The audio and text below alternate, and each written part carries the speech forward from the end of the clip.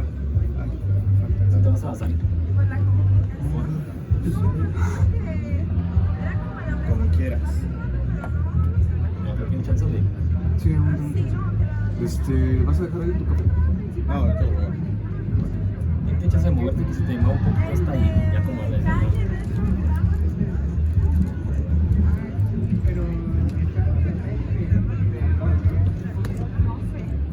Mira, sí. Sal de Como que esta madera como que Se mueve mucho. se hinchó o algo, porque pisas y ya se mueve todo. No estaba así.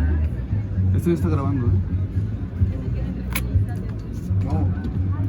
¿Te vas a salir? Bueno, como quieras.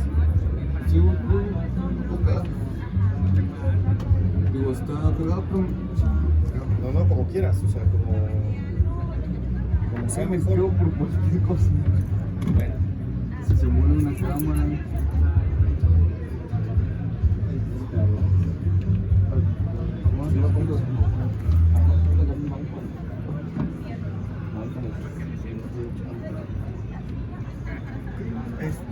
Pues en cuanto termines, güey, desayuna, güey.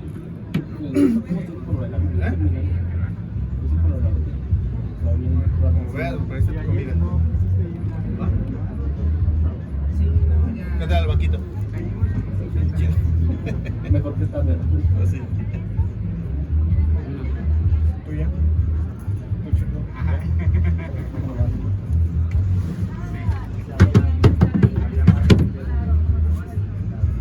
La verdad yo vi algunas fotos y ya. Y aparte lo...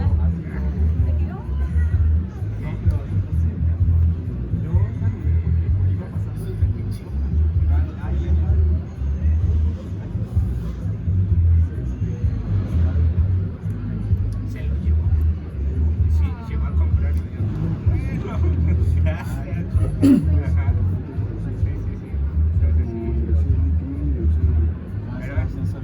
Déjame ir, con permiso. Va, que va.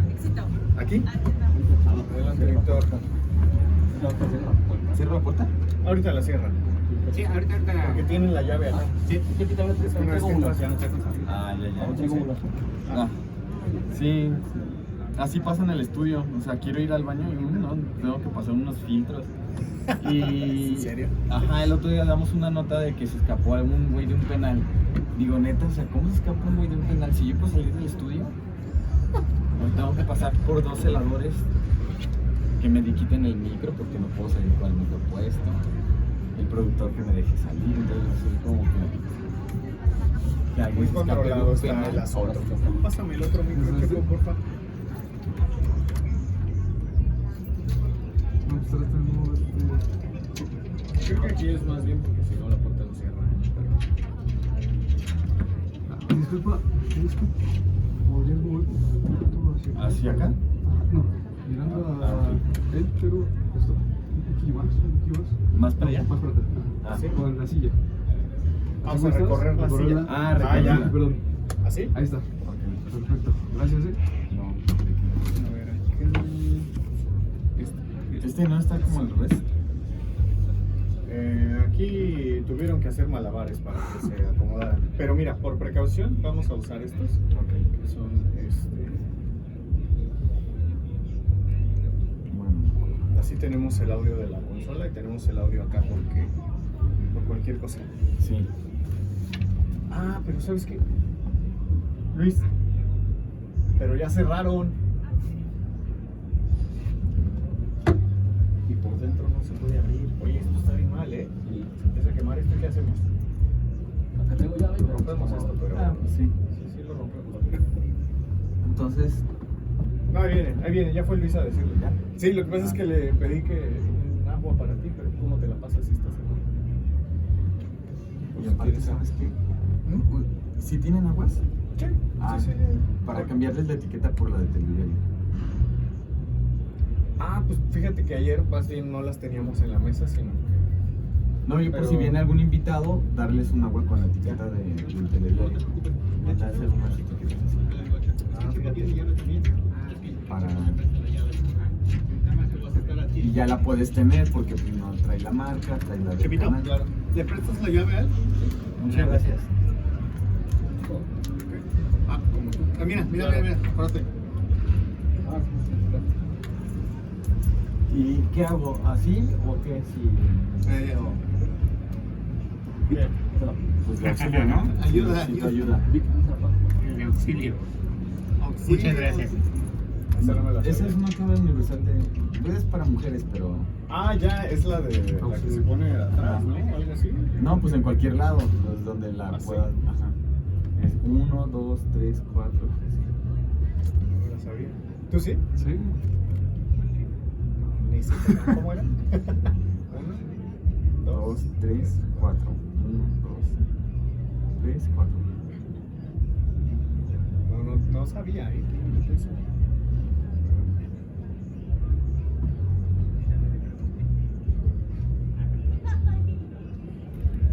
Ustedes dicen. Yo grabando. Cuando tú digas. Listo. ¿Quieres claquetazo? Sí, para que podamos tenerlos. Espera. Nada más di algo, Víctor. 1, 2, 3, 4, 5, 1, 2, 3.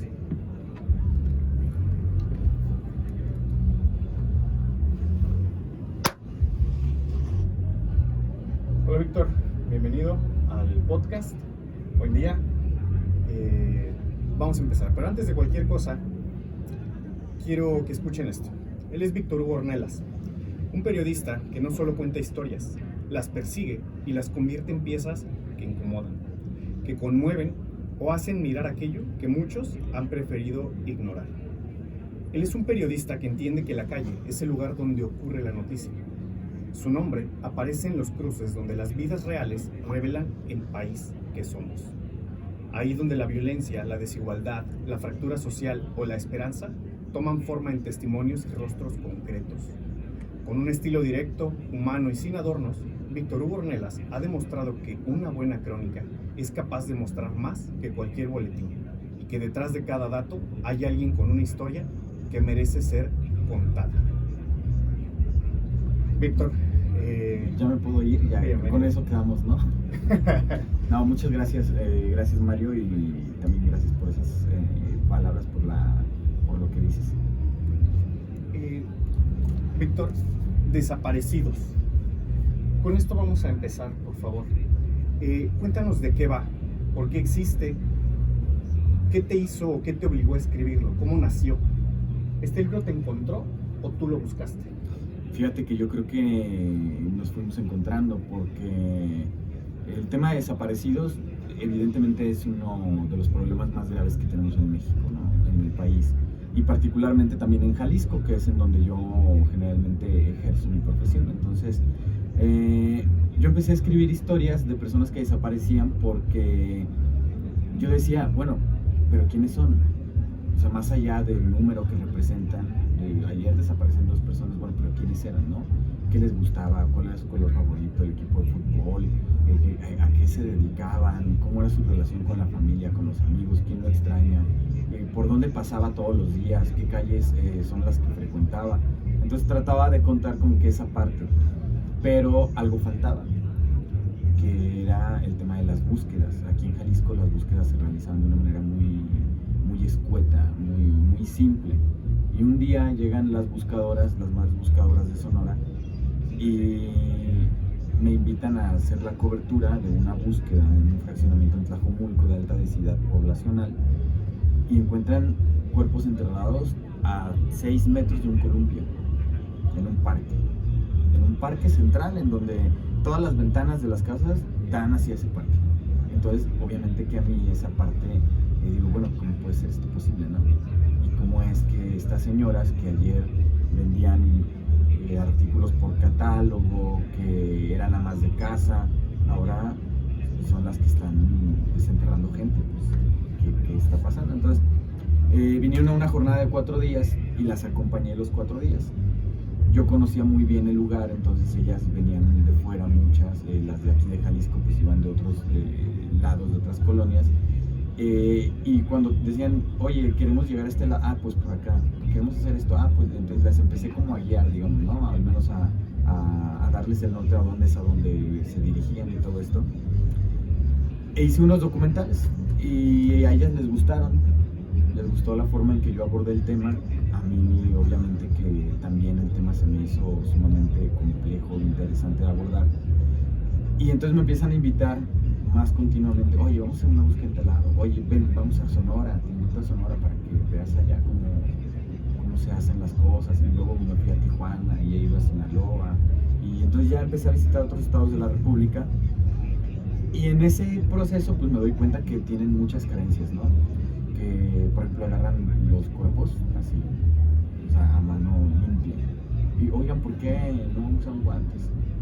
No, pues primero porque no está en sus procesos el decir, bueno, a ver, es un cuerpo, hay descomposición, o sea, ellas van impulsadas por la desesperación, por el amor que tienen por la gente que buscan, por muchas cosas y descuidan otras tantas. Entonces, dices, bueno, abrimos un centro de acopio en el canal y empezaron a llegar donaciones y entonces empiezan a tener más herramientas y empiezo a acompañarlas y así fue un proceso de 3-4 años. Y hace un año exactamente en la Feria Internacional del Libro, el director de Madera Editorial, Miguel Ángel Toledo, a quien agradezco mucho esa invitación, me dice, oye, ¿por qué no escribes un libro? Porque yo a veces no tengo idea de toda la gente que ve lo que yo subo, lo que muevo en redes o lo que publico. Y me sorprende de pronto que encontrarme con gente que lo ha visto. Él fue uno de ellos y dijo, es que lo que haces así, entonces, ¿por qué no lo llevas a un libro? Seguramente has de tener muchas historias que contar. Y dije, pues sí, va. Víctor, y hablando justamente del acompañamiento, del día a día, pues te empezaste a involucrar. Y el libro tiene una frase, es muy dura, aquí después del título, el dolor que no cesa. ¿Por qué decidiste entrar por ahí? ¿Tiene que ver con esto, con este acompañamiento, con estas historias? Sí, fíjate que es muy difícil. Yo creo que ni siquiera yo, que las he acompañado tanto tiempo, podría explicar lo que pueden vivir ellas o lo que pueden sentir al tener una persona desaparecida y sobre todo un hijo. Un hijo, me imagino que para aquellos que son padres lo verán así, es la razón de ser. Se convierte en el porqué de tu existencia, el porqué de tu vida. Trabajas para tener mejores condiciones para tus hijos, construyes para dejarle algo a tus hijos, tus preocupaciones son por tus hijos, entonces se vuelve en tu mundo y de repente un día sale de casa y no sabes en dónde está. Y no sabes si come, no sabes si duerme, si está vivo, si no lo está, si sufre. O sea, la incertidumbre es horrible. Uno tiende a hacerse muchas ideas de muchas cosas, imagínate de una persona a quien amas, a quien quieres. Y despertarte todos los días y decir, no sé dónde está. O sea, es algo... la muerte, por supuesto que es algo fuerte, impactante, pero es un dolor que vas asimilando porque es un proceso natural. Pero la desaparición, la incertidumbre es algo que no puedes asimilar. Y hay gente que tiene un desaparecido de 8 o 10 años y lo sigue sufriendo de una manera pues muy sensible, muy sentida. Y hay además un desgaste emocional, un desgaste físico. La desaparición carcome a la persona y también a las familias. Y si nos ponemos a ver que la familia es el centro de una sociedad, el núcleo de una sociedad, pues entonces obviamente también va carcomiendo a la sociedad, ¿no? Es un problema muy fuerte, es un dolor, pero es un dolor permanente, exactamente, ¿no? Que no cesa. Va carcomiendo a la sociedad. Y también hablas del reclutamiento criminal como una causa invisibilizada de la desaparición. ¿En qué momento tú descubriste, te das cuenta o decides centrar esa como la raíz del problema? De hecho, cuando estaba desarrollando el libro, pues estaba haciendo una estructura para ver exactamente qué ruta le iba a dar. Y después, en enero de este mismo año, piso el rancho Izaguirre. fue una de las primeras personas en llegar a ese lugar después de que fue asegurado, ¿no? Y previo a eso, incluso hay un capítulo del libro dedicado a contar exactamente cómo se descubre el rancho Seguirre. Yo llego y lo veo y empiezo digo, a ver, esto ya me lo contaron, esto que estoy viendo, pues esta imagen que estoy viendo casi, o sea, es lo que me describieron hace un par de meses una persona que me dijo que había sido reclutado por la delincuencia organizada. Entonces empiezo a recorrer el lugar y me doy cuenta que es un centro de adiestramiento, porque hay muchas pistas de ello, ¿no? Hay muchas huellas de que ahí preparaban a la gente con una actividad criminal. Muy similar a lo que son un campo militar, que tienen pistas con obstáculos, que tienen algunos espacios para ejercicio, campos de tiro, laberintos. Entonces, digo, a ver, esto tiene que ver con el reclutamiento. Y luego ves la cantidad de ropa que había, la cantidad de zapatos, la cantidad de registros, y te das cuenta que ha pasado muchísima gente por ahí. A ver, la cantidad de ropa que había o que vimos en las imágenes, eso no es nada. La cantidad de zapatos que vimos en las fotos, eso no es nada. La mayor parte de toda la ropa y de todos los zapatos estaban adentro de una pipa que no era una pipa de agua como tal, sino que la utilizaban como una especie de almacén, y ahí iban echando toda la ropa y todo lo que ya iban desechando. Entonces, lo que vimos fue cosa menor. Ese rancho, pero durante muchos años desfiló una cantidad impresionante de jóvenes. Eso no se puede cuantificar en imágenes, en la tele. Nosotros no podemos tener una idea completa de cómo tú lo viviste ahí, en el momento, tú, las manos. Sí, mira, de hecho, por azares del destino, se me traspapeló, por así decirlo, un video que fue del día que llegamos en la noche al rancho. Y precisamente cuando me lo encontré dije, me voy a esperar, lo voy a publicar ahora que salga el libro, ¿no?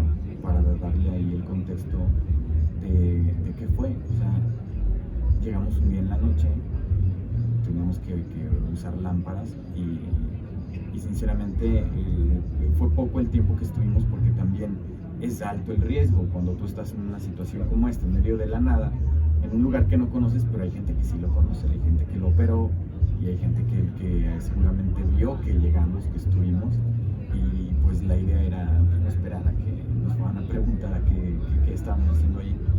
Entonces, aún con esos videos, aún con lo que se vio en televisión, yo empiezo a hacer investigación, a recabar testimonios, a buscar gente que estuvo en este lugar. Doy con varios de ellos y no tenemos noción exactamente de qué es lo que pasa en esos lugares. Es impresionante todos esos procesos que ellos tienen. Víctor, también hace un momento lo mencionabas, o sea, todo lo que había, cómo estaba preparado el lugar, desde las pistas de los que mencionabas y demás. En las páginas del libro, el narco aparece como una empresa. Es una estructura que te ofrece un sueldo, te ofrece un arma y te ofrece un sentido de pertenencia. ¿Qué te dice eso de la situación socioeconómica del país? ¿Cómo combates eso? O sea, esos tres elementos que se mencionan en el libro, el arma es poder. El tema de darte un sueldo, y no, además un sueldo mucho más alto que un trabajo al que puede aspirar un joven que no tiene la prepa, o que apenas si tiene la prepa. O sea, si te dan 20,000 pesos al mes y te dan un arma, o sea, el poder que te están dando no te lo ofrece nadie, pero además ese sentido de pertenencia. Entonces, ¿cómo? Por ahí de repente escucho que dicen, no, es que el gobierno, es que yo creo que ya no es un tema de Estado nada más, o sea, es un tema al que se debe de involucrar muchos otros sectores, la iniciativa privada, por ejemplo, porque si tú sigues ofreciendo empleos mal pagados, si sigues ofreciendo empleos en donde no das, por ejemplo, las condiciones básicas, seguridad social, prestaciones, vacaciones, un horario horario adecuado para que la gente pueda hacer su vida, además de trabajar y estudiar, ¿cómo compites contra gente que así en tus redes de repente te ofrece un trabajo maravilloso? Porque así te lo venden, por supuesto, ¿no? No te van a decir, miren, pues este es el lado oscuro de esta chamba.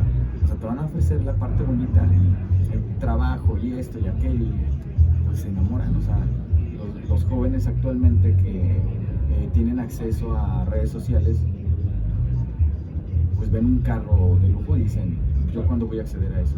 Es la única manera. Exactamente. Entonces, si ese es un camino, habrá quienes recurran a ese camino de manera voluntaria, pero hay quienes también van a través de engaños, ¿no? Justo para allá iba, porque bueno, existe el reclutamiento forzado, pero también es verdad que muchos jóvenes se van voluntariamente y después ya no pueden regresar. ¿Qué has visto en esos casos? ¿Qué más te chocó, qué más te confrontó a ti, te provocó algo? Mira, por ejemplo, para corroborar todas las historias, porque es muy, muy complicado, sinceramente, en un país como el nuestro, de hecho en Latinoamérica, me parece. Si este ejemplo lo he puesto un par de veces, si nosotros hoy publicamos que reapareció el chupacabras, en 2 días vamos a tener gente que jure y perjure que lo vio. O sea, nosotros podemos inventar hoy la historia que tú quieras y en 2 días va a haber gente que te va a traer testimonio de esa historia que tú inventaste. No sé por qué ocurre, pero así ocurre. Si hay una cadena de WhatsApp de que dicen que mañana van a secuestrar niños afuera de las escuelas, al día siguiente hay gente que dice que vio que se llevaron niños y no es real. Y hay gente que va a decir, mira, esta foto es de chupacabras y no es real. Entonces me topé con mucha gente que decía, yo estuve reclutado en el rancho. Entonces empiezas a platicar con ellos y te das cuenta que no. No pueden sostener cierta congruencia con la historia. El rancho no es un lugar al que escapó Juan Pérez, o sea, era muy complicado realmente que alguien pudiera escapar. Te hablaba de que ni siquiera sabían geográficamente cómo estaba, ¿no? El lugar. Entonces vas descartando algunas y otras dices, ok, esto es diferente, esto hay una línea temporal, hay una historia. Y entonces empezaba a preguntarle, oye, ¿y cuál era el clima en ese momento? El ambiente, o sea, hacía frío, hacía calor, ¿cómo estaba? Entonces, a una persona que te miente difícilmente te va a poder responder ese tipo de cosas, ¿no? Te puede inventar algo, pero no las sensaciones. Y cuando pasó esto, ¿qué olor había? ¿Qué sentías? ¿Tu cuerpo cómo reaccionó? Entonces, esa era una manera. La otra, pues, fue más complicada, que fue ir a visitar ciertos lugares, o sea, ir yo presencialmente y ver X ruta que existía, que había tal lugar con tales características, y así vas corroborando las cosas. Entonces, lo que más me impresiona de la gente que logró de alguna manera zafarse de ese mundo es que quedan marcados. No coincidieron todos los con quienes yo hablé que no se pudieron adaptar o no han podido readaptarse a la vida que tenían antes de lo que vivieron, porque les es muy complicado convivir incluso con la familia, les es muy complicado sacarse de la cabeza cosas que vieron, que vivieron, que hicieron. Han querido entrar a trabajar en alguna y no duran 2 meses y son inestables.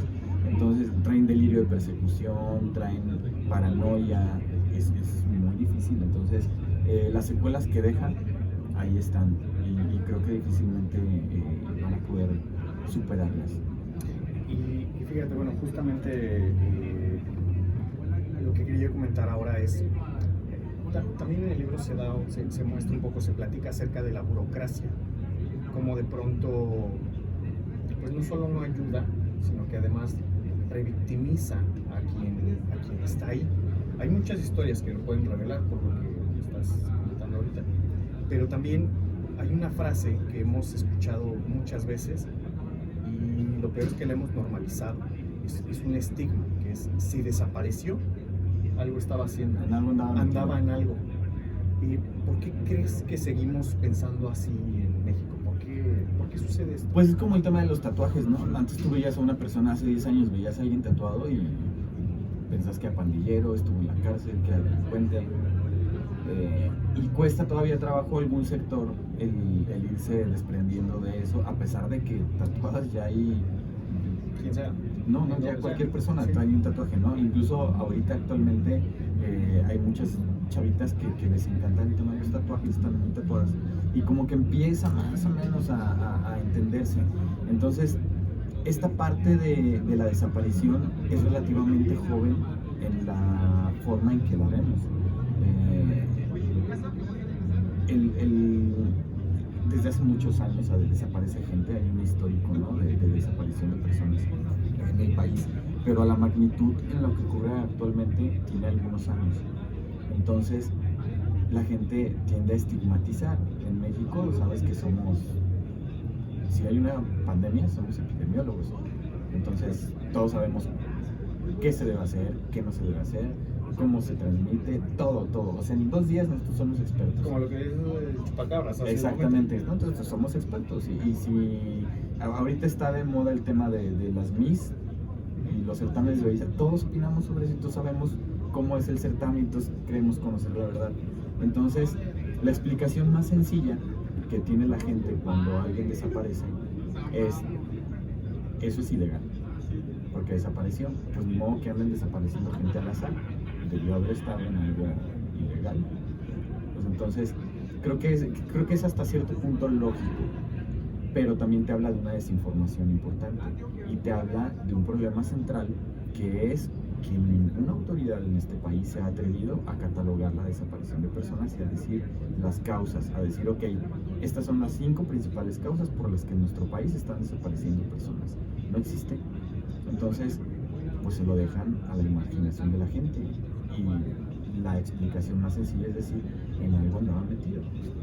Y todavía hay que ver y separar de cuando es involuntario o cuando es voluntario, como decíamos. Claro, y hablando nada más del reclutamiento, pero hay otros temas por los cuales desaparece gente. Claro que habrá algunos que sea porque estaban, claro, pues sí, metidos en temas relacionados con la delincuencia. Pues no podemos pensar que eso no existe, pero también hay víctimas de trata, también hay tráfico de órganos, y también hay que Juanito Pérez, que ya tiene su arma y que ya se siente el dueño de la colonia, pues con ese poder tiene un pleito con una persona y lo más sencillo es desaparecerla. Okay. Y bueno, volviendo un poco al tema del rancho Izaguirre, el momento en el que tú te das cuenta de cómo es sistemático, ¿hay algún testimonio, alguno en especial que recuerdes o que te haya dejado marcado y que puedas platicar? Sí, de hecho, los cuento en el libro, ¿no? O sea, el personaje central del libro, porque es una narrativa, pues al final de cuentas yo no quise hacer un reportaje enorme o un documental, sino adaptarlo a una narrativa literaria para que fuera más digerible a la hora de consumirlo, para que tuviera una línea, una historia. Entonces, el personaje principal está construido de un personaje central que es el que tiene un inicio y una conclusión, y todo lo que ocurre, o todo lo que vive este personaje a lo largo del libro es un constructo de diversos testimonios de gente que estuvo reclutada. Entonces está adaptado evidentemente a un tema literario, ¿no? Pero la verdad es que cada cosa es impresionante. Yo cuando escribía me iba a dormir y a veces pues no dormía de inmediato porque me quedaba pensando en esas situaciones y decía, ¿cómo es posible de verdad que haya gente que esté siendo sometida a esto? Hablé con criminólogos, con algunos expertos, y oye, esto sí es muy posible, son procesos de deshumanización, de miedo, y al final de cuentas son técnicas que utilizan estos grupos para que la persona que tienen ellos en ese momento pues vaya a tomar la ruta que ellos quieren o que a ellos les va a funcionar. Entonces, no es nada más, algo que también me impresiona es, no nada más es el tema de buscar sicarios, ¿no? Por ejemplo, sí, va a haber distribuidores, punteros, halcones, administradores, gente que cuide las casas de seguridad, O sea, la cantidad de actividades que hay dentro de esto, por eso es que lo manejan así como una empresa, pues es altísimo. El recurso humano que se requiere también es grandísimo y el alcance que tiene es impresionante. Entonces, yo no creo que exista una colonia que podamos decir, no, aquí no hay presencia de la delincuencia organizada. Yo creo que se han encargado de tener esa expansión, ¿no?, en todo el territorio, al grado que ya no les alcanza. O sea, ya sabemos que tienen presencia en otros países y no hablamos de 3, 4 países, no, o sea, son decenas. Claro, sí, en todo México. Y bueno, justamente, ¿tú crees que el libro, más allá de contar la historia, el libro existe porque en México ya nos acostumbramos a mirar para otro lado? Yo creo que sí también tiene que ver esa parte, ¿no? Algo que dejan muy en claro siempre las buscadoras, dejan dos cosas muy claras. Una, que ellas no están buscando culpables. Yo en todo el libro no nombro a ningún grupo delictivo como tal, a ningún líder criminal como tal. Se hace una referencia por dar contexto a un hecho, pero ¿por qué? Porque realmente es eso, ellas no están buscando a un culpable de lo que está pasando. Pues, imagínate, si de por sí es peligrosa esta actividad, todavía ponerte en el plan de perseguir a una persona, pues te va a poner un blanco en el pecho, ¿no? Pero otra cosa que es muy clara es que se necesita empatía, necesita la gente entender la situación y lo que están viviendo. ¿Y cómo se logra esa empatía?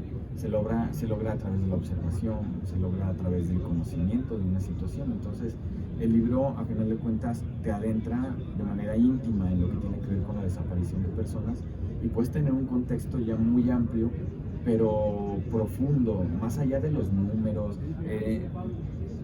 Hablar de un número de desaparecidos en un libro, en 2 meses ya cambió. Entonces, ¿qué es lo que abordamos? Bueno, el tema humano, o sea, que viven las personas, que viven los reclutados, los desaparecidos, los familiares, todo eso, para que la gente realmente, cuando lea esto y después vea un caso, sepa que hay detrás, ¿no? Y entonces no lo vean nada más como, no, pues sí, qué feo, ¿no?, el tema de desaparecidos. Y no nada más eso, que vean que no estamos ajenos a una situación así. Mucha gente que conozco que tiene desaparecidos me dicen lo mismo. Yo veía las noticias, veía desaparecidos y pues sí, sentía feo. Jamás pensé que yo lo fuera a vivir. Está increíble. Mi eso nos da paso a lo siguiente. Hablar un poco más de periodismo, un poco más acerca del oficio, ¿no? Porque, ¿cuál es la diferencia entre ver una noticia y mirar una historia? Yo creo que tiene que ver con qué tanto te adentras, ¿no?, en el tema. Uno puede contar 1000 noticias, pero contar una historia es diferente. O sea, es dar contexto, es responder a preguntas. El contar la historia me parece que es hacia donde tiene que ir el periodismo, no nada más. Ahora, sobre todo en la era actual, ahora a través de tus redes, tú tienes acceso a la información. O sea, cuando hoy a las 8 de la mañana hay un accidente, yo en mi celular lo veo a las 8:05, porque ya hay incluso hasta grupos, ¿no?, de vecinos que toman la foto y lo comparten en el grupo, y esa foto puede viajar en 5 minutos a miles o cientos de miles de teléfonos celulares. Sí. Entonces, en 5 minutos tú ya sabes por qué hay tráfico en la avenida en la que tú vas, y ya sabes que hay un accidente y ya sabes que hay una persona que falleció. Entonces, yo entro a un noticiero a las 2 de la tarde, por ejemplo, te voy a contar eso. Pues ya no es oportuno, ya me quedé atrás. O sea, ya, pues, ¿cuál es la razón de ser de ti, profesional de la información, en esta era digital en donde lo que tú me acabas de contar yo ya lo sabía a 5 minutos de que ocurrió? ¿Qué tenemos que hacer los periodistas? Ok, vamos contando más allá de te vamos a contar toda la historia completa, ¿no? Quién era la persona, además. Pero no nada más eso, cómo se da el contexto de esta situación, por qué ocurre, cuál es la tendencia en ese lugar, digamos sacas una pequeña radiografía y estamos hablando nada más de un accidente y a lo mejor te das cuenta que el accidente fue por un bache, ¿no? Entonces dices, ok, pero fue por esto, ¿y desde cuándo está esto? Y empiezas a escarbarle y te vas a encontrar con una historia enorme de un choque. Estamos entonces en un buen momento para ser más humanos y más empáticos. Sí, a ver, es que se necesita ser más humanos y más empáticos. De hecho, a mí me llamaba mucho la atención porque tenía conversaciones de repente hay muchos voluntarios en el colectivo al que yo acompaño, y me parece que es porque se inspiran, a final de cuentas, porque ven los videos, ven las historias y dicen, yo también quiero ayudar. Entonces me escriben mucho, yo también quiero ayudar, y pues platicas y ves que tanto realmente puede adaptarse a lo que es una búsqueda, ¿no? Y hay gente que sí, que empieza a ir, algunos son psicólogos, criminólogos, hay perfiles, y de repente yo escuchaba mucho esa palabra en los psicólogos, decían, no, es que sí, es un tema muy humano. Y yo decía, a ver, espérame, ¿por qué el término humano se convirtió en algo que destaca la raza humana? O sea, ¿no debería ser lo normal, lo común? O sea, si eres un ser humano, ¿por qué te sorprende la humanidad? O sea, el humanismo, ¿por qué? Pues porque estamos alejados de él. Y si estamos alejados de ello, por eso te sorprende y por eso no lo normalizas. O sea, todo esto, todo el ver las cosas desde esa perspectiva humana, tendría que ser lo normal. Víctor, quienes nos escuchen, vamos, yo mismo, quizá no podemos dimensionar todo lo que has visto, lo que has vivido. ¿Todavía te sorprende?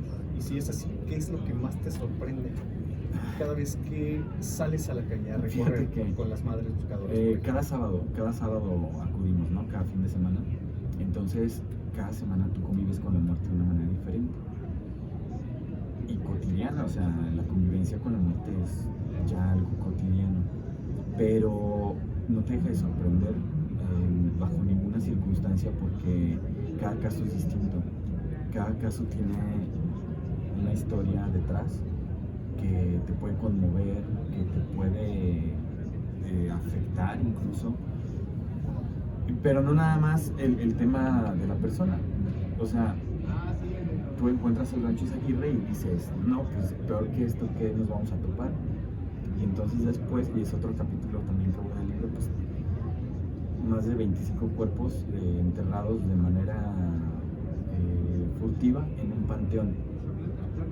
En un panteón, entonces dices, a ver, un panteón, ¿qué representa un panteón para una sociedad? ¿Qué representa un cementerio, un camposanto, como le dicen? Sí.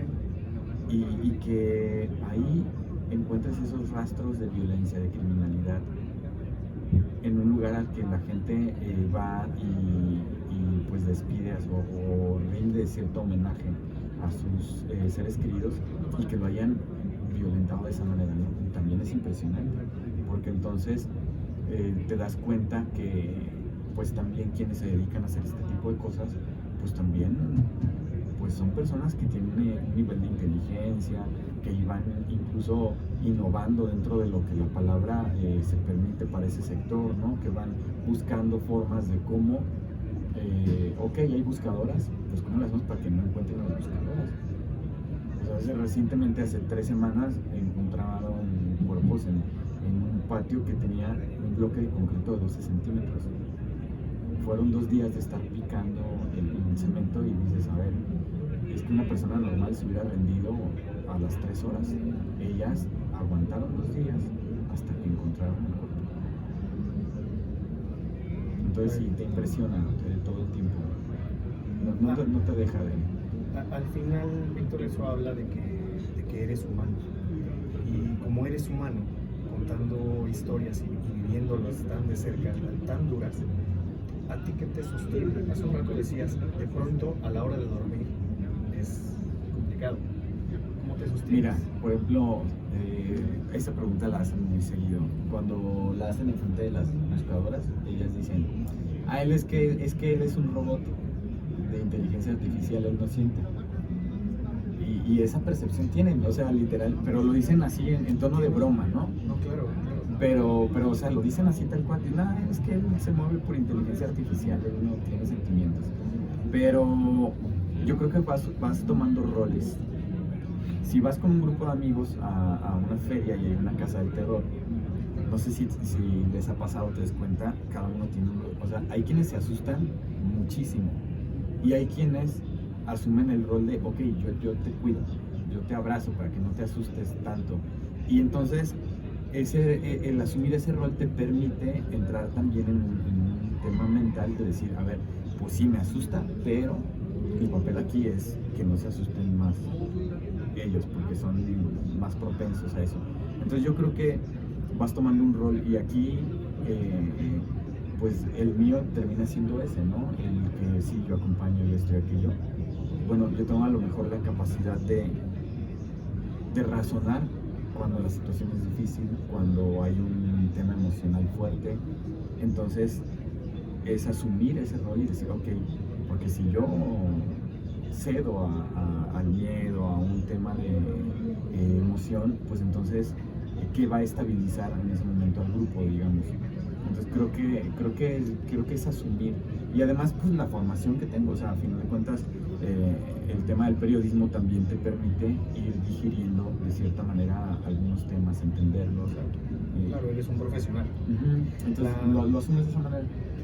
La expresión de hace un momento cuando me dijiste lo de es que él es un robot, fue de mi parte más bien como me sorprendió mucho que en medio de lo que están viviendo tengan, aunque sea un segundo o 2 segundos, para hacer una broma.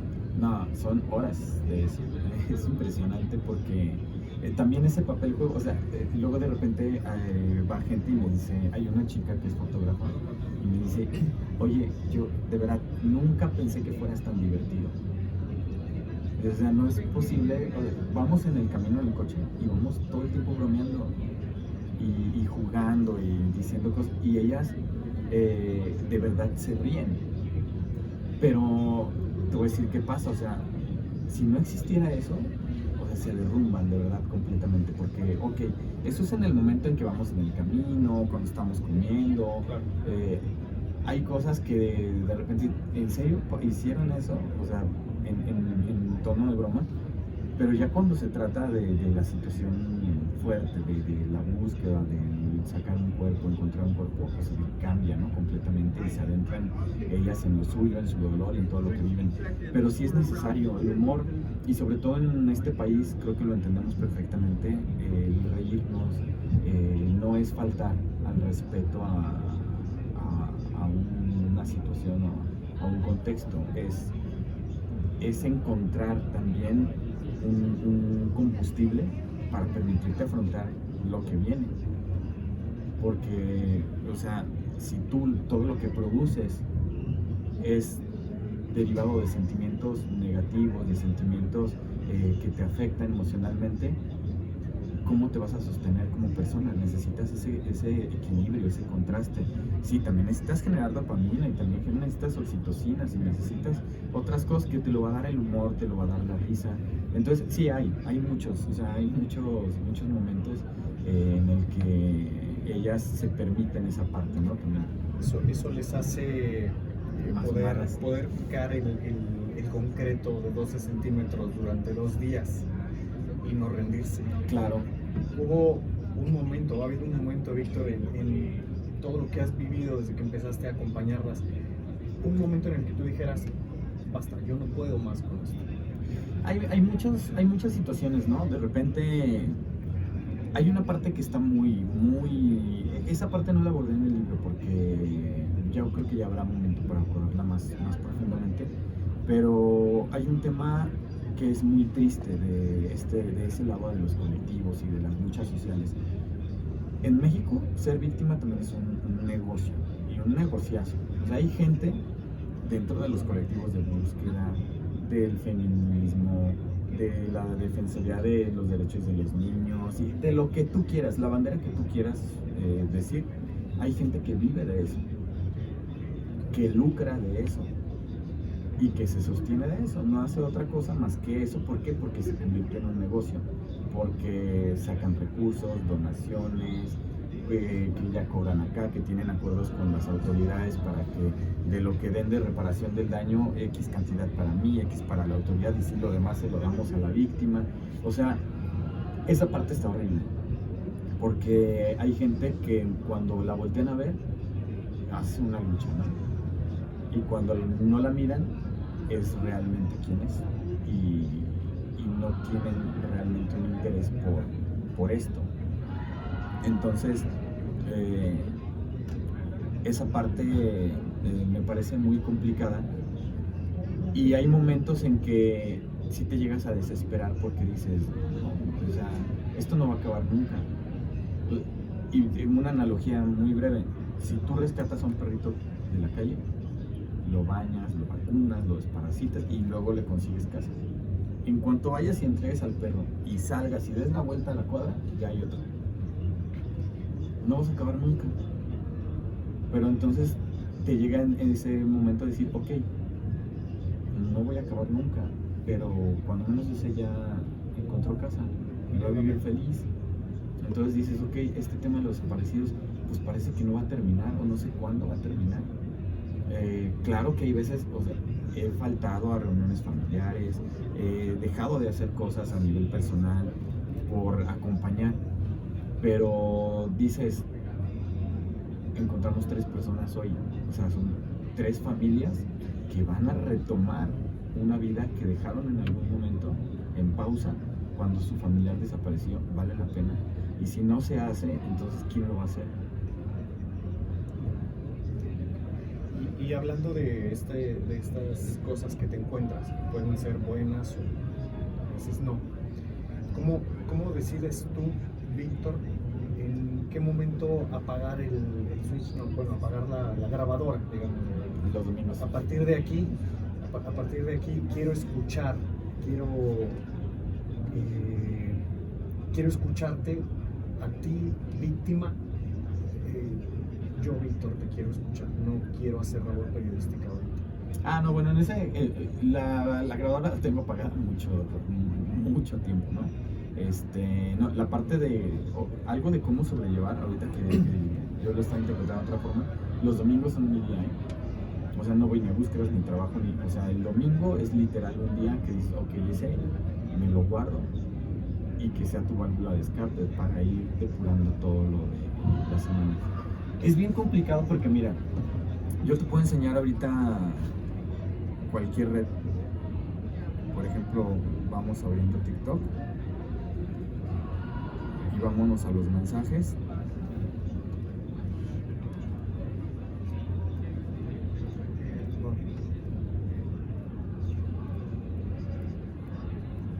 No acaban. No terminan.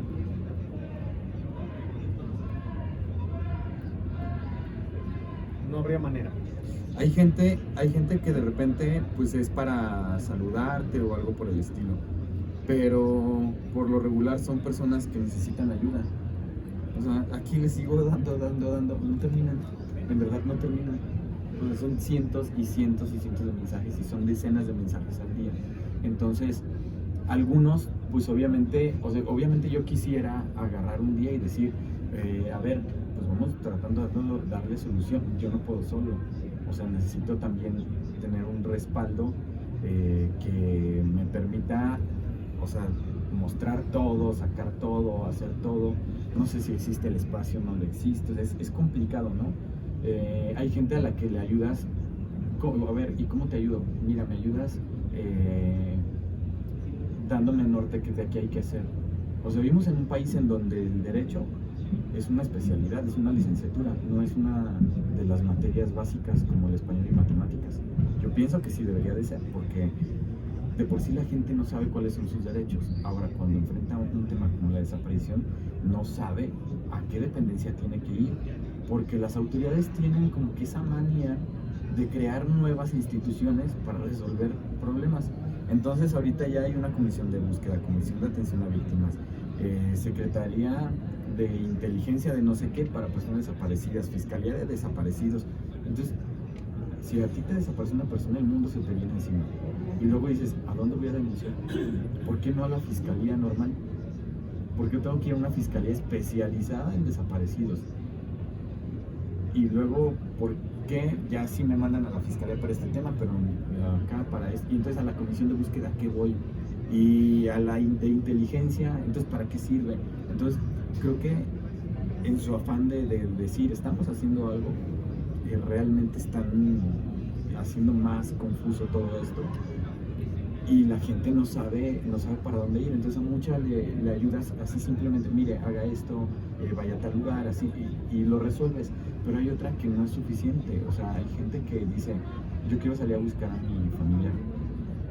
Si estamos creando más instituciones y haciendo los procesos mucho más tardados, complejos, muy pesados para quien de por sí ya tiene el mundo encima, ¿tú crees que en México o México sí quiere resolver sus problemas, o más bien ya aprendimos a vivir con eso? Mira, tuve también la oportunidad de estar en una mesa de trabajo con la Secretaría de Gobernación, bueno, encabezada por la Secretaría de Gobernación, por la secretaria en persona, no mandó a alguien, fue ella y fue, o sea, horas, 6, 7 horas, Rosa Isela ahí y un mundo de funcionarios alrededor de ella tomando nota de todo lo que los colectivos de las madres decían.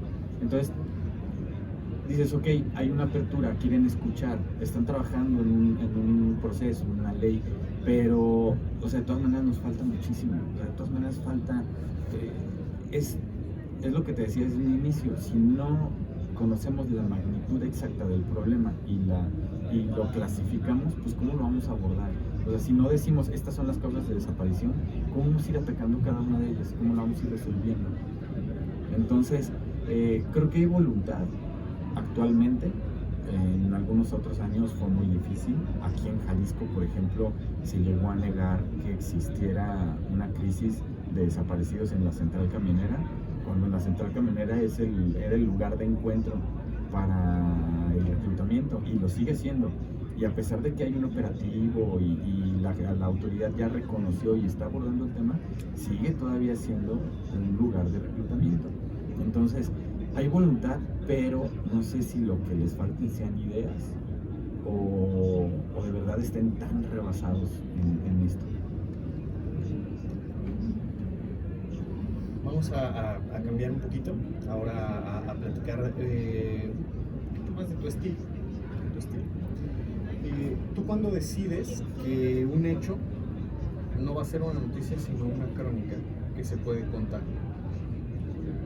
Por sus particularidades, ¿no? Y su trascendencia también, yo creo. O sea, el periodismo es jerarquizar información, al final de cuentas. Entonces, a mí me sigue sorprendiendo que haya notas periodísticas de un motociclista que derrapó. Y dices, ajá, y no hay nada más. O sea, derrapó, se cayó, está bien, desistió, no dañó el mobiliario, no generó tráfico. ¿Por qué eso es nota? O sea, ¿por qué estamos haciendo una noticia de eso? Pero bueno, ahí se hace, ¿no? Pero de repente te topas, es que mientras tú más te involucras en un hecho, o sea, te das cuenta que hay una historia que contar, que hay una crónica que narrar. Entonces, en un motociclista derrapado, un ejemplo real, hace poco, o sea, el chavo chocó, derrapó y se cayó. Entonces, en el momento en que le daban la atención, se quitó el casco, lo dejó ahí junto a la moto, le robaron el casco. Cuando ya se iba, adelante lo volvieron a aventar. Entonces dices, no inventes, o sea, aquí sí hay una historia que contar. O sea, es un chavo que tuvo un accidente, que después no se levantó en su día, de verdad. Entonces puedes abordar desde esa parte, ¿no? De decir, ok, mira, pues o sea, hay gente que no es su día, y él es el ejemplo perfecto de ello, y haces una crónica desde la perspectiva periodística de ese tema. Y cómo es posible que la gente le haya ido a robar su casco mientras él recibía atención, y que después se fue. O sea, ¿por qué lo dejó ir la autoridad en su moto después de que había sufrido un accidente y a 2 cuadras sufre otro? Entonces es hasta gracioso, si claro. tú quieres. Una señora que cumple 100 años. ¿Cuánta gente cumplirá 100 años en este país? Pues yo creo que no es una o dos, yo creo que sí son varias, ¿no? Pero hay una canción que se llama 100 años de Pedro Infante. Entonces, la canción dice pasaste a mi lado con gran indiferencia. Habla de un amor que si vivo 100 años pienso en ti. Entonces, si yo abordo esa historia a partir de esa canción, ok, usted cumple 100 años, felicidades, qué bonito. ¿Cómo es la relación con su esposo? Sigue enamorada de él. Y entonces musicalizas toda tu nota con esta canción de 100 años y construyes la historia a partir de esa letra, ¿no? De esa canción. Entonces le vas a dar otro sentido completamente. Y ¿sabes qué? La primera que se va a enamorar de tu artículo va a ser la protagonista, porque nunca nadie va a contar una historia como esa de ella. Entonces, si tú cuentas las historias que nadie más va a contar de cada persona, pues yo creo que ahí está la clave. O sea, creo que ahí es donde tenemos la oportunidad. Y dirías que cuando haces ese tipo de cosas, tú vas buscando algo en especial en el personaje. Te lo encuentras, en la o sea, te lo vas encontrando. Entonces, escucha a la gente, hay que escuchar a la gente. La verdad es que a todos nos encanta hablar. Y más ahora con redes y todo, ¿no? Que todo el mundo quiere un like, todos quieren que lo vean, todo. Entonces a todos nos encanta hablar. Pero tenemos que escuchar más. Toda la gente tiene historias que contar de algo. Entonces hay que escucharlas y hay que entender, hay que tener mucho contexto. A veces la gente dice, oye, ¿qué libro me recomiendas leer? Y yo, pues, un diccionario. Ay, qué grosero. No, en buena onda, un diccionario. O sea, trata de leer un diccionario y te vas a dar cuenta de que hay palabras que, wow. Y en tu lectura cotidiana, o sea, lee revistas de espectáculos, lee las guías, lee, por supuesto, alguna obra interesante, buena, de lo que ha dejado la humanidad en la historia de Internet. ¿Por qué? Porque todo es un contexto. Ve una novela. O sea, a mí no me gustan las novelas, pero a veces a ver qué de la novela actual, qué trama trae, qué cuenta. Y el reality show de moda, ¿de qué se trata? O sea, sí, interésate, porque todo te va a ir dando un contexto. Entonces, de repente alguien te va a contar algo y vas a empezar a relacionarlo con algunas otras cosas. Y vas a decir, mira, aquí hay una historia. Es como en esta parte, ¿no? O sea, ella está viviendo esto que a lo mejor ya se contó en una novela, que esto, que aquello. O sea, creo que mientras más escuches, más sepas, más conozcas, tienes más oportunidad de encontrar esas historias. Pero en cuanto a periodismo, definitivamente tienes mucho que enseñar. Creo que todos estamos aprendiendo mucho aquí. Pero también, y retomando un poco el tema del libro, ¿qué has aprendido? ¿Qué te han enseñado las maneras pescadoras? Muchas cosas. Mira, la perseverancia. O sea, creo que es importante el ser perseverante en algo, y te das cuenta porque pues ellas buscan a una persona y encuentran decenas en ese camino. Hay quienes las han encontrado su familiar, hay quienes todavía no, pero lo siguen haciendo, o sea, siguen buscando, y en ese camino, en ese proceso, van sanando otras vidas, van haciendo otras cosas, van inspirando gente. Las buscadoras, más allá de su naturaleza, lo que están dejando de enseñanza a un país como el nuestro, creo que es importante. Tú sabes que en América Latina en general hay una adoración específica a una imagen religiosa, que es la Virgen de Guadalupe.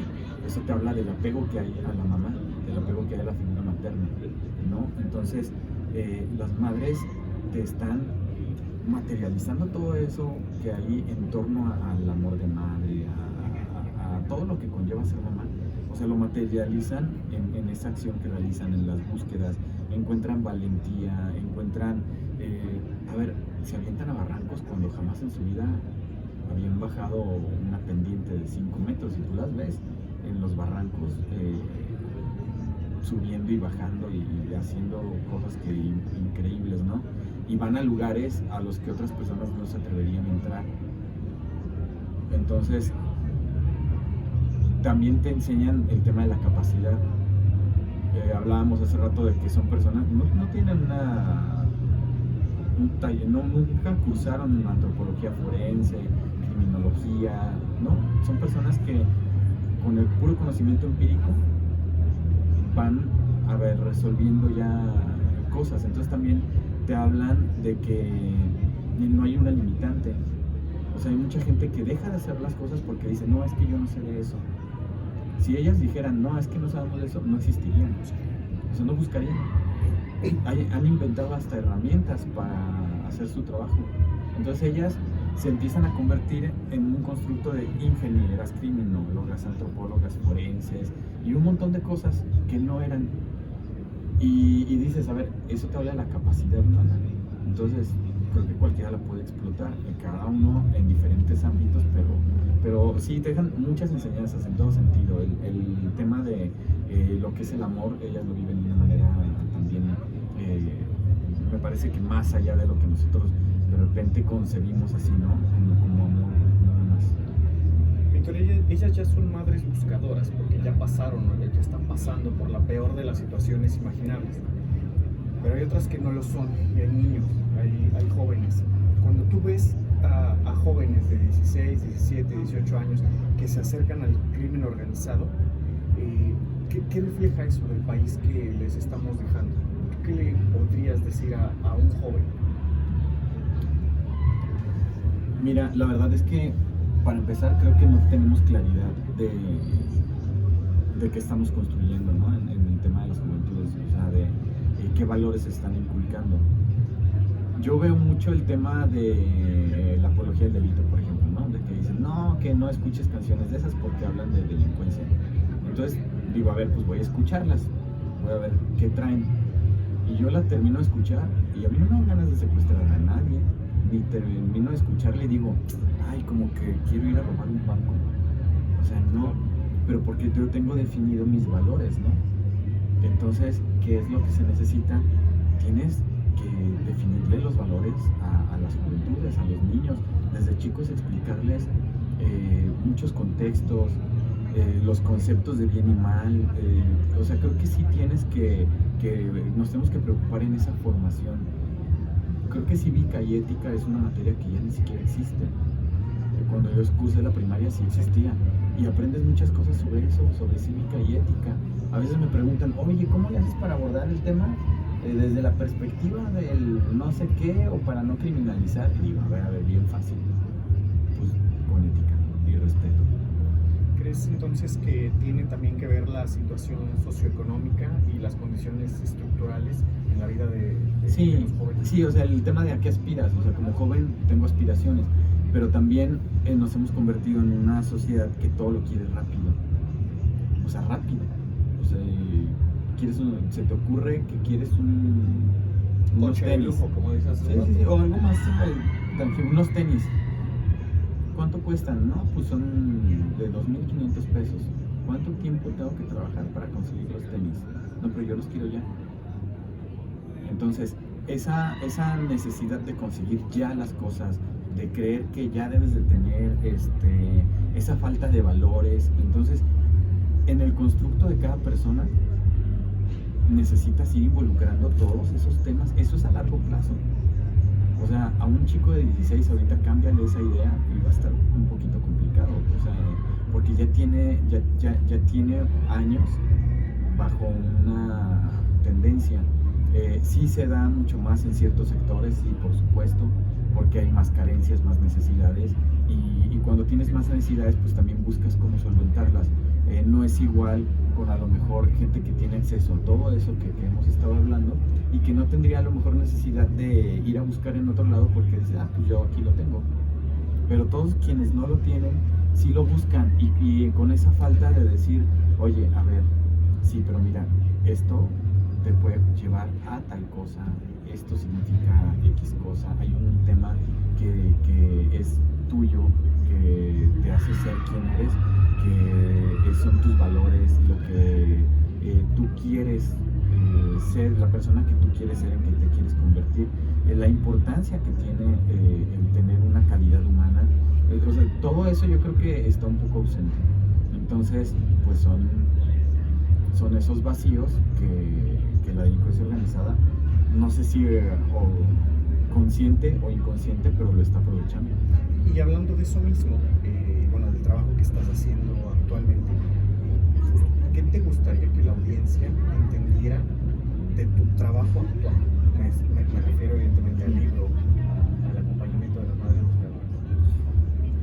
Pues la historia se construye a través de procesos, ¿no?, sociales, y ahorita estamos en el tema en que, pues repetimos, o sea, la desaparición es un asunto fuerte que sí puede marcar a un país. Yo lo veo, por ejemplo, Argentina, Uruguay vivieron su crisis de desaparición entre los 70s y los 80s. Bueno, hay gente que me ha buscado de esos países muy interesada en lo que está pasando actualmente en México, porque ellos ya lo vivieron y los marcó. O sea, realmente sí hay una etapa en la historia de esos países que está marcada con ese tema de las desapariciones. México, estamos en ese camino en que no sé cuándo se pueda resolver este tema. Sinceramente no veo la luz al final del túnel, pero en otra generación que venga, 3, 4 décadas, esta etapa, o sea, la etapa que estamos construyendo en tema de desaparición está marcando el país. Entonces creo que sí es importante que seamos conscientes de ello, y es algo de lo que creo que el libro te puede ayudar a entender, o sea, todo el contexto, y no es nada más una persona que no sabemos dónde está. Y justo con el libro Desaparecidos y el trabajo que estás haciendo, te estás convirtiendo en una referencia. ¿Qué sigue para ti? ¿Otra investigación? ¿Otra historia? ¿Otro lugar en el país? Sí, mira, la verdad es que hace como 13 años más o menos me buscó un periodista de una revista muy prestigiosa que se llama The New Yorker, y me dijo: oye, voy a ir a México, voy a hacer un trabajo de investigación en México, y estoy buscando un periodista que me acompañe porque yo no conozco el país, ¿no? Entonces quiero que me dé contexto a algunas cosas. Y dije: yo encantado, si yo vi tu trabajo en redes y pues me gusta, y quisiera que William Fingan se llama él. Y dije: súper, claro que te acompaño. En el proceso, él me dijo: oye, quiero escribir de ti. O sea, vengo con otra idea, pero quiero escribir de ti, porque la forma en que trabajas o sea, yo no lo había visto. Es como un detective, o sea, hueles las cosas y vas y rastreas y aquello. Entonces, en ese entonces, pues era temas de narcolaboratorios y cosas por el estilo, ¿no? No era el tema de los desaparecidos como tal, era un tema de corrupción, ¿no?, más a lo que me enfocaba. Hubo una nota que, por ejemplo, saqué que sí trascendió más allá del país, que era la corrupción de clubes de fútbol con el IMSS. O sea, deportistas que cobraban incapacidades al IMSS mientras jugaban. Entonces, ¿cómo fue eso? Y todo empezó porque vi una foto de un futbolista con una enfermera en una clínica del IMSS, y dije: eso no me suena normal, porque el futbolista pues no se atiende en el IMSS, se atiende o sea, tiene un valor su cuerpo, sus piernas, no lo van a mandar a hacer fila a la clínica tal del IMSS. Entonces de ahí nace el meterme a buscar por qué estaba ahí, qué hacía, y nace toda esa historia. Entonces creo que no es que yo tenga un tema en específico definido, sino que la vida te va llevando. En aquel momento, pues te digo, había un auge en ese tema. Ahorita el tema de los desaparecidos, en 5 años no sé exactamente qué sea, pero lo que sí puedo asegurar es que va a ser el mismo sello. O sea, yo no entiendo el periodismo desde un escritorio, no entiendo el periodismo con una entrevista y sale, me voy. Yo creo que para contarle a la gente exactamente lo que está pasando, tienes que verlo, vivirlo, respirarlo, sentirlo, tienes que adentrarte, y entonces narrarle exactamente ya conociendo todo, ¿no? Porque si no, pues nos quedamos como una historia mal contada o a medias. Víctor, ya para terminar, la verdad es que la plática ha estado muy, muy buena, me está gustando mucho, pero justo ahorita decías, la vida te va llevando. Imagínate que pudieras hablar con el Víctor de 10 años de edad. ¿Qué le dirías o qué historia le contarías para prepararlo para todo lo que viene después? Sinceramente nada, lo dejaría hacer, porque la persona que somos actualmente es un resultado de todo lo que has vivido, Y si yo modifico algo de eso, a lo mejor no sería quien soy ahorita. Y sinceramente sí estoy contento con la persona que soy. Lo que he sufrido, lo que he disfrutado, las cosas que he vivido me han llevado a ser lo que soy ahorita. Entonces creo que el niño de 10 años necesita vivir todo lo que vivió en el resto del tiempo para llegar a ser. Que la vida lo vaya llevando. Exactamente.